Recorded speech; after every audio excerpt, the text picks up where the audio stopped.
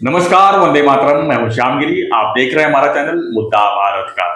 मुद्दा भारत का यानी मुद्दा आपका। मुद्दा है लोकसभा चुनाव से जुड़ी खबरों का। लोकसभा चुनाव का जो बात करूं तो महाराष्ट्र की जो 48 सीटें हैं उसमें 5 चरणों में सभी सीटों के चुनाव हो गए हैं। और आज मैं अपने वीडियो में चर्चा करूंगा जो 5वें चरण के अंतर्गत मुंबई सहित जो आसपास के सीटों पर जो चुनाव हुए हैं 20 तारीख को, उसके परिणाम के बारे में हम चर्चा करेंगे। परिणाम तो 4 तारीख को आएगा, लेकिन सर्वे क्या कहता है, लोगों को जो है काफी उत्सुकता है, क्योंकि इसमें मुंबई शामिल है, थाना शामिल है, नासिक शामिल है, पालघर शामिल है, कल्याण है। तो ऐसी जगहों पर लोग एक दूसरे से बार बार पूछ रहे हैं कि कौन हमारे इलाके में चुन के आएगा, कौन सांसद बनेगा। तो हमारे साथ में है दयानंद नेने जी, जो राजनीतिक विशेषज्ञ हैं। इन्होंने काफी स्टडी करके जो है हमारे सामने आज आए हैं और उन्होंने बताएंगे कि जो 13 सीटें थी 5वें चरण की, उसमें स्थिति और परिस्थिति क्या है अभी, और 4 तारीख का इसका परिणाम क्या आएगा। सर, स्वागत है आपका एक बार फिर से हमारे चैनल में। क्या कहेंगे जो मुंबई और नासिक और ठाणे जैसे सीटों पर अगर हम बात करें तो क्या स्थिति परिस्थिति देख रहे हैं आप? नमस्ते और वंदे मातरम। 5वें चरण का जो चुनाव अभी हुआ जी, वहां पे महाराष्ट्र की 13 सीटें जो बाकी रह गई थी अभी तक की, वो 13 आखिरी 13 सीटों का चुनाव वहां पे हुआ। तो उसमें अगर देखा जाए पहले जो 4 चरण हुए उससे अच्छा वोटिंग परसेंटेज ये चरण में हुआ। ऐसे अभी 5वें चरण में ऐसे दिख रहा है। सबसे अच्छा वोटिंग दिंडोरी करके जो असेंबली सीट है वहां पे 62.66, not assembly sorry Lok Sabha seat है, वहां पे 62.66%। फिर पालघर रिमोट एरिया है थोड़ा सा, बट वहां पे भी 61, मतलब ऑलमोस्ट 62%। फिर भिवंडी बहुत अच्छा वोटिंग हुआ है, ऑलमोस्ट 56%। धुले में 57%। मुंबई नॉर्थ वहां पे 55%, मुंबई नॉर्थ सेंट्रल में 51%, मुंबई नॉर्थ ईस्ट में लगभग 54%, मुंबई नॉर्थ वेस्ट में 54% ऑलमोस्ट।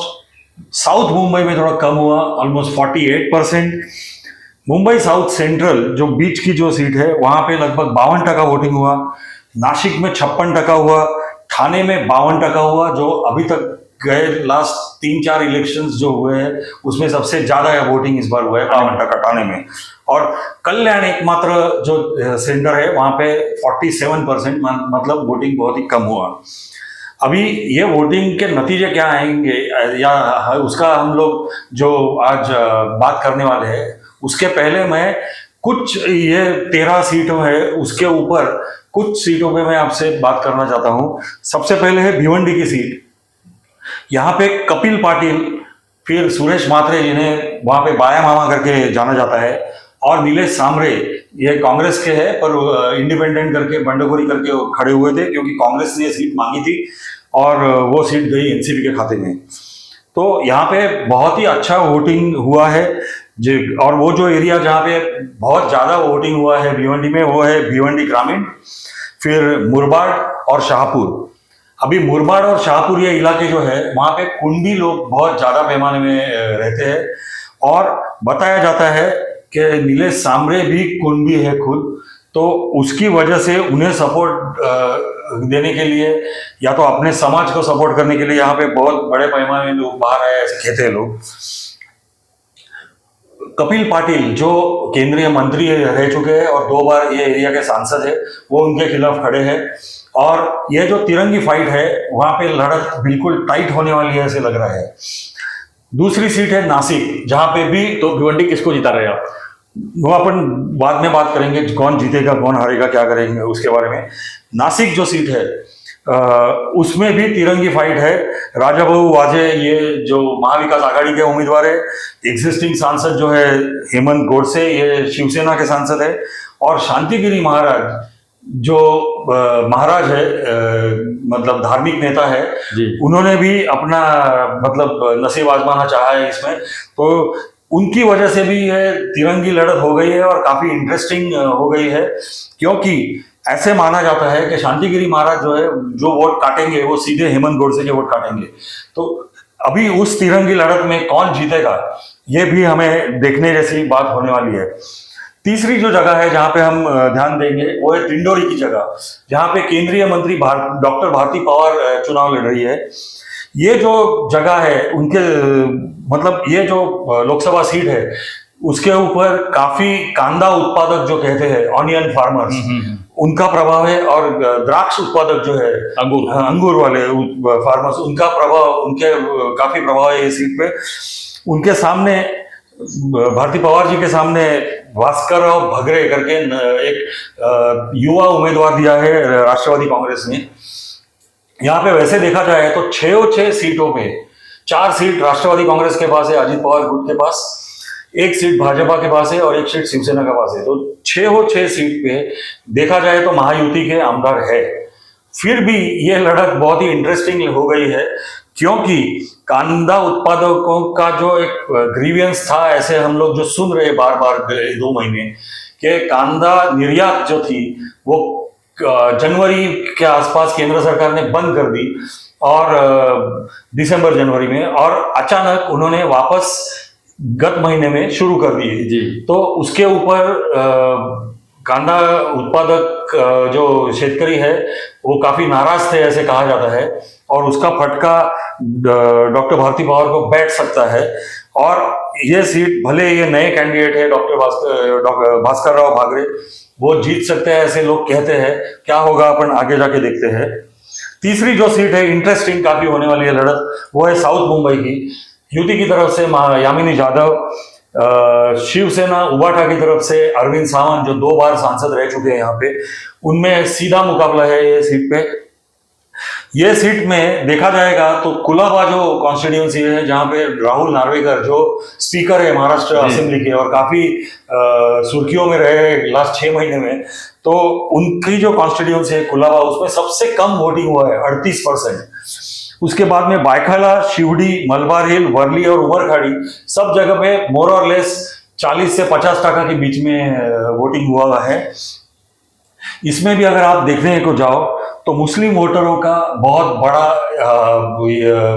से इन्फ्लुएंस रहने वाला है अल्टीमेट रिजल्ट के ऊपर। जो उमरखाड़ी, डोंगरी, भिंडी बाजार वो एरिया में स्थित है। बायखाला में यामिनी यादव खुद सांसद है, विधायक है। शिवडी जो कॉन्स्टिट्यूंसी है जो शिवसेना के पास है, पर वहां पे मनसे का काफी जोर है। बाला नांदगावकर जी का शिवडी माजगांव एरिया में काफी बड़ा इन्फ्लुएंस है जी। और चूंकि मनसे युति के साथ में है इस इलेक्शन में, तो उसमें देखा बहुत ही इंटरेस्टिंग ये फाइट यहाँ पे होने वाली है। फिर आएंगे मुंबई नॉर्थ सेंट्रल पे, जहां पे उज्जवल निकम और वर्षा गायकवाड़ के बीच में कॉन्टेस्ट होने वाला है। ये कॉन्टेस्ट में भी लगभग 4 लाख मुसलमान वोटर है, और वो एक काफी इन्फ्लुएंस उनका रहेगा अल्टीमेट रिजल्ट पे, ऐसे देख रहा है, मतलब बता रहे हैं सब लोग। अभी ये 5 कॉन्स्टिट्यूंसी अगर हम देखें, यहाँ पे बहुत कांटे की टक्कर होएगी ऐसे फिलहाल लग रहा है। उसके अलावा एक कॉन्स्टिट्यूंसी है मुंबई नॉर्थ ईस्ट, जहां पे ईशान्य मुंबई, जहां पे भारतीय जनता पार्टी के मिहिर कोटेचा और महाआघाड़ी की तरफ से संजय दीना पाटिल खड़े हैं। ये एरिया में मुलुंड और घाटकोपर ये महायुति के बड़े स्ट्रांग एरिया बताए जाते हैं। महाआघाड़ी के लिए भांडुप और विक्रोली स्ट्रांग है। और तीसरा जो एक एरिया है मानपुर शिवाजी नगर का, जहाँ पे मुस्लिम वोटर बहुत है, यहाँ पे भी मुस्लिम वोटर्स काफी इन्फ्लुएंस कर सकते हैं रिजल्ट के ऊपर। तो अभी हम जाते हैं कि अभी ये पूरे 13 कॉन्स्टिट्यूंसीज में क्या होने वाला है, ऐसे हमें लग रहा है। जिस तरह से वोटिंग परसेंटेज हुआ है, मुस्लिम वोटरों ने आके कितना परसेंट वोट किया है, और युवाओं ने कितना परसेंटेज वोट किया है, और महिलाओं ने कितना परसेंटेज वोट किया है। जैसे हमें दिखाई दिया इस कॉन्स्टिट्यूंसी में, या तो सारी कॉन्स्टिट्यूंसीज में हम कहेंगे, बंबई और एमएमआर में, जहां जहां मुस्लिम वोटर है तो वहां पे मुस्लिम पुरुष वोटर और मुस्लिम महिला वोटर जो है उनके वोटिंग के तरीके में फर्क है, ऐसे नजर आ रहा है। अभी नॉट नेसेसरीली मुस्लिम महिला उसी आदमी को वोट करेगी या उसी कैंडिडेट को वोट करेगी जो वो मुस्लिम उनका पुरुष या तो आदमी बताएगा उन्हें। काफी जगह पे जब एग्जिट पोल्स कर रहे थे तभी मालूम पड़ा कि मुस्लिम महिलाओं ने अपने आदमी के विचार के अगेंस्ट में जाके भारतीय जनता पार्टी या शिवसेना के कैंडिडेट को वोटिंग किया हुआ है। मोदी जी को वोटिंग की है। और हाँ, और इसकी वजह है मोदी जी का एक बड़ा अंडरकरंट जो ये पूरे चुनाव पे जो असर उसका दिख रहा है, प्रोमिनेंटली नहीं दिख रहा है पर अंडर करंट जरूर है। लोग जब जाते हैं वोटिंग करने के लिए तब उनके दिमाग में ये बात तो तय है लगभग कि मोदी जी को तीसरी टर्म हमें देने की है। दूसरी बात, जो हमारे विरोधक है महाविकास आघाड़ी के लोग हैं, उनको उनकी एक चीज की मैं दाद देता हूं कि लगभग चुनाव जब शुरू हुआ तो ऐसे तय था कि ये वन वे चुनाव होने वाला है जी। पर वो वन वे चुनाव उन्होंने होने नहीं दिया। उन्होंने वो इंडिया आघाड़ी जैसी तैसी होगी पर उन्होंने खड़ी की और एक नैरेटिव उन्होंने बहुत ही अच्छा सेट किया कि देश में लोग चेंज चाहते हैं, परिवर्तन चाह रहे हैं और मतलब संविधान खतरे में है। जो उन्होंने नारा दिया उसका बड़े पैमाने पे माइनॉरिटी वोटर्स के ऊपर और गरीब तबके के वोटर्स के ऊपर असर होता हुआ दिख रहा है, जिसकी वजह से ये चुनाव जो पहले बहुत आसान लग रहा था भारतीय जनता पार्टी के लिए, वो असल में इतना आसान नहीं रहा। फिर भी 13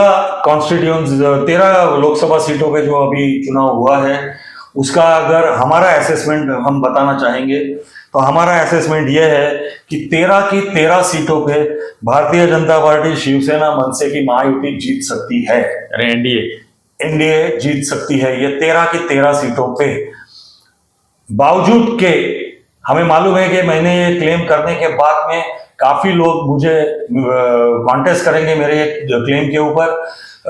काफी लोग कह रहे हैं कि महाविकास आघाड़ी इसमें से कम 5-6 सीट जीत सकती है, पर मेरा यह दावा है और यह हो सकता है कि भारतीय जनता पार्टी की जो आघाड़ी है एनडीए, वो 13 की 13 सीटें जीत सकती है। क्यों? तो क्यों ये इसके ऊपर मैं अभी आता हूं। इस चुनाव में जो बताया जा रहा है महाआघाड़ी की तरफ से, महाविकास आघाड़ी की तरफ से, जैसे कि डिंडोरी का हम एग्जांपल लेंगे कि किसान जो है वो बहुत नाराज है जी, क्योंकि निर्यात जो है वो बंद कर दी भारतीय जनता पार्टी ने और लास्ट मोमेंट पे क्योंकि चुनाव आया खुली।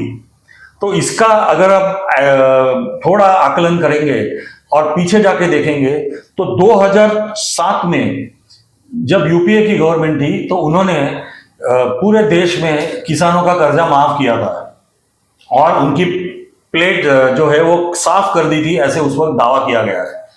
उसके बावजूद 2008 से लेके आज तक किसानों की आत्महत्या चालू है।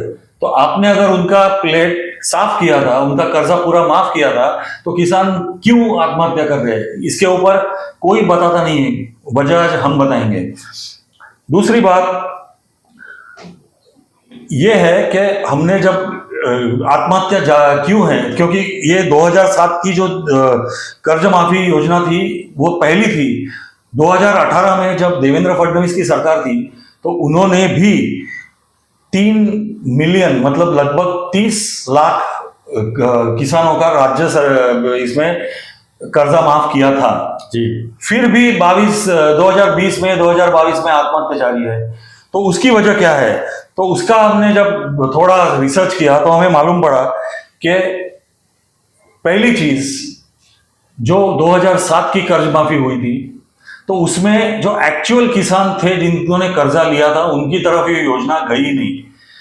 जो बड़े किसान थे, धनवान किसान जो थे, उन्होंने अपना कर्जा माफ करके लिया मैनिपुलेशन करके ये स्कीम का। जो गरीब तबके के किसान थे जिनके पास जो कहते हैं ना कि 1 हेक्टेयर के नीचे जमीन है वगैरह, उनके पास ये स्कीम पहुंची नहीं, उनको उसका कुछ लाभ मिला ही नहीं। 2018 में जब देवेंद्र फडणवीस सरकार ने कर्ज माफी की तो उन्होंने थोड़े नॉर्म सेट किए, थोड़े रूल सेट किए कि अगर आप इनकम टैक्स भरते हो तो आपको ये स्कीम नहीं मिलेगी, अगर आपके पास फ्लैट खुद का है तो आपको ये स्कीम नहीं मिलेगी, आपके पास अगर 4 व्हीलर है तो आपको ये स्कीम नहीं मिलेगी। तो उस वक्त 30 लाख किसानों को ये स्कीम का फायदा हुआ और वो फायदा पक्का हुआ क्योंकि डायरेक्ट बैंक ट्रांसफर उनके खाते में पैसे चले गए थे जी। बावजूद उसके जब हमने इसके ऊपर रिसर्च किया कि क्यों आत्महत्या जारी है तो आदत जो बुरी लगी है किसानों को कि उधार लेने की, पैसे उधार लेने की, और वो भी गांव के साहूकार के पास जाके लेने की, मनी लेंडर्स के पास जाके लेने की, क्योंकि उधर फट करके पैसा मिल सकता है तुमको 5 मिनट में।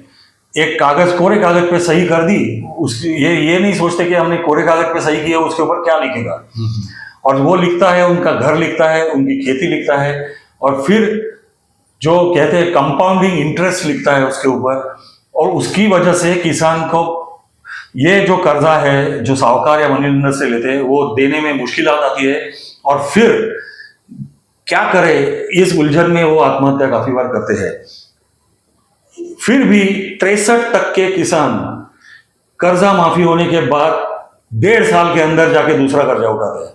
ये बहुत ही संगीन इशू है जिसके ऊपर सारे मतलब एग्जिस्टिंग या तो आने वाली जो भी सरकार है उन्होंने गौर करना चाहिए, और कैसे किसानों को ये हैबिट से बाहर निकाले उसके ऊपर कुछ काम करने की जरूरत है, बिल्कुल जरूरत है। अभी हम आते हैं तीसरे पॉइंट के ऊपर। जो पूरा इलेक्शन कैंपेन था ऑपोजिशन की तरफ से, वो निगेटिव कैंपेन था। उनका एक ही एजेंडा दिख रहा था कि हमें मोदी नहीं चाहिए। मतलब what opposition had to offer to people was we will not give you Modi, while the ruling party was offering कि हमारी तरफ से मोदी फिर एक बार मोदी सरकार। अभी आप देखिए, ऑपोजिशन जब कहता है कि हम चुन के आएंगे, तो तुम्हारा एजेंडा एक तो निगेटिव एजेंडा, आप ठोस कदम क्या उठाओगे? खटाखट गरीबी दूर करेंगे, ये 1971 से हम सुनते आए हैं गरीबी हटाओ। अभी गरीब हट गए पर गरीबी नहीं हटी देश से, तो गरीबी हम हटाएंगे, खटाखट हटाएंगे, ये नारे के ऊपर कोई भी गरीब आदमी विश्वास नहीं करता है। वो ये सोचता है, किसान ये सोचता है कि भले मुझे साल में 12,000 ही रुपए मिल रहे हैं मोदी जी की सरकार की तरफ से, पर वो तो आ तो रहे हैं और 5 साल से आ रहे हैं, अनाज भी आ रहे हैं। हाँ, जो महिला वोटर है वो सोचती है कि 5 साल से हमारे घर पे 5 किलो अनाज तो हर आदमी के लिए आ रहा है, और वो अगले 5 साल के लिए भी आने वाला है। तो जो कहते हैं कि bird in hand is better than 2 in A Bush, हाथ में जो है वो हम अपने पास रखे। हालांकि कोई सामने से हम तुमको हाथ में एक चीज है, हम तुमको 2 देंगे, उसके पीछे जाने से अच्छा है कि जो हाथ में है, जो अच्छा चल रहा है, उसी के साथ हम रहे। और यही चीज है उज्ज्वला योजना, जहां पे आपको गैस सिलेंडर सबके घर पे पहुंचाया मोदी सरकार ने, फिर हर घर नल और हर नल को जल, ये योजना हर घर में पहुंचाई, या तो आवास योजना सबके लिए लेके आए, पक्का घर। ये सारे स्कीम्स की वजह से एक अंडरकरंट जो है वो मोदी जी के नाम का अंडरकरंट पूरे महाराष्ट्र में चल रहा है, वो लोगों को दिख नहीं रहा है। और ऑपोजिशन जो कर रही है वो सिर्फ शो, दिखावा कर रही है, और जैसे ही 4 जून आएगा इन सब के मुंह बंद होने वाले हैं। तो ये है आज का हमारा असेसमेंट। ये जो 13 सीटें हैं वो भारतीय जनता पार्टी एनडीए सारी की सारी सीटें जीत सकती है, ये हमें लगता है। धन्यवाद नैने जी। तो ये विश्लेषण था कि 13 सीटें जो 5वें चरण में 13 सीट के चुनाव हुए हैं उसका परिणाम क्या हो सकता है, इसी पर हम चर्चा कर रहे थे।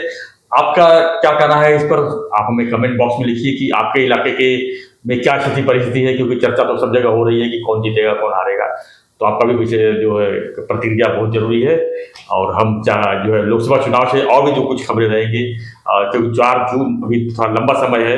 आज अभी कितना 22 तारीख है, आज 22 तारीख है, तो 4 जून अभी काफ़ी समय है। तब तक उस पर और क्या क्या खबरें आएंगी हम आपको जो है बताते रहेंगे।